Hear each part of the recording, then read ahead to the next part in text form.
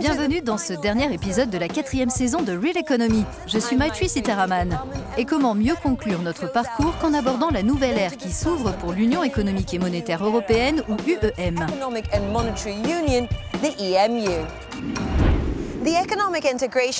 L'intégration économique européenne remonte aux années 50.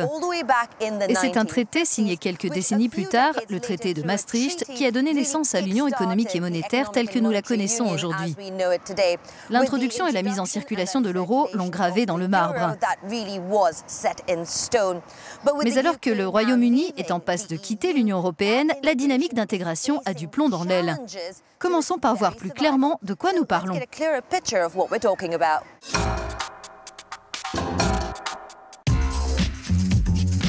L'Union économique et monétaire a pour objectif d'intégrer Johan, Judith, Pierre et Nathalie dans un même club.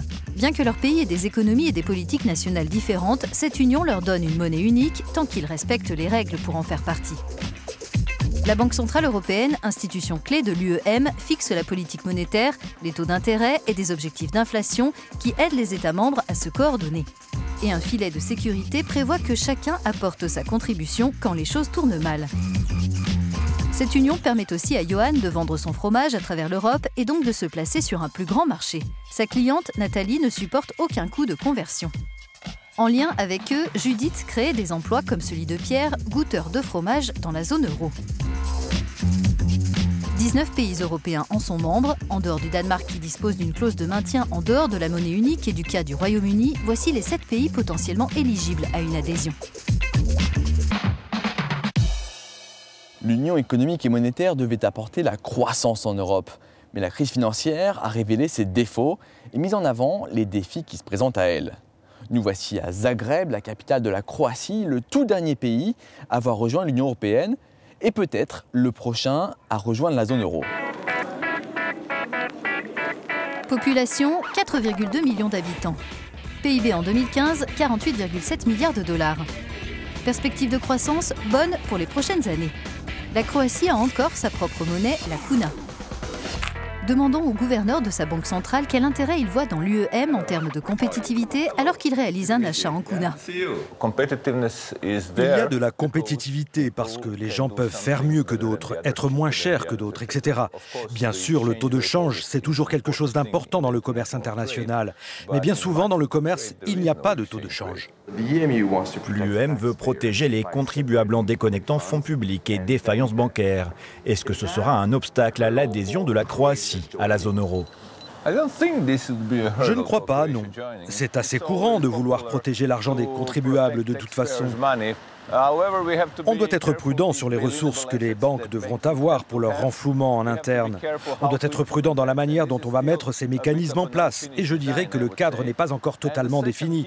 Et la deuxième chose essentielle pour la zone euro, pour l'union bancaire, c'est d'avoir une supervision vigilante et des règles efficaces. Alors même qu'elle n'est pas dans le club euro, c'est en Croatie que le chômage a le plus reculé en Europe en 2016 et la baisse devrait être encore forte cette année. Ce pays, comme la Pologne d'ailleurs, ne semble pas avoir besoin de le rejoindre pour créer des emplois. Donc actuellement, vous utilisez des kunas. Vous voulez adopter l'euro. Est-ce que cela va favoriser l'emploi ? En baissant les taux d'intérêt, on promeut l'investissement. Tous les investisseurs étrangers regardent la situation d'un pays. Et l'un des principaux risques pour eux, quand ils investissent, c'est que la monnaie baisse. Si on avait l'euro, tous les investisseurs de la zone euro seraient rassurés. On stimule aussi le commerce dans la même monnaie puisqu'il n'y a pas de risque de change. Tout cela encourage l'investissement et le commerce, et donc la création d'emplois.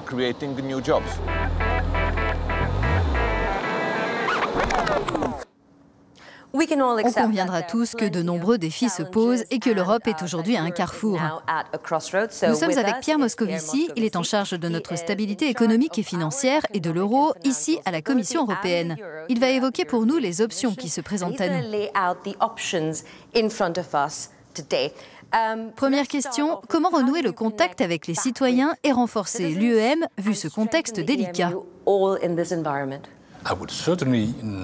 Je reconnais que la situation n'est pas idéale. Mais je leur dirai tout d'abord, regardons ce que nous avons. Nous avons la Banque centrale européenne, l'Eurogroupe, des décisions communes y sont prises, notamment sur des plans pour des pays en difficulté.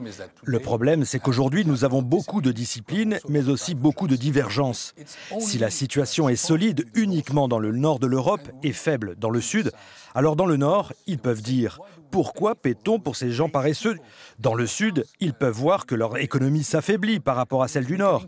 C'est pour ça que nous devons bâtir de la convergence. Certaines économies ont des efforts à faire, mais les autres pays qui disposent d'une marge de manœuvre, aussi bien budgétaire qu'au niveau de leur excédent de balance courante, peuvent contribuer davantage à l'investissement. Et on pourrait être 19, et peut-être même plus dans la zone euro, parce qu'une fois que le Royaume-Uni sera parti, seul un pays aura une clause de non-participation, le Danemark.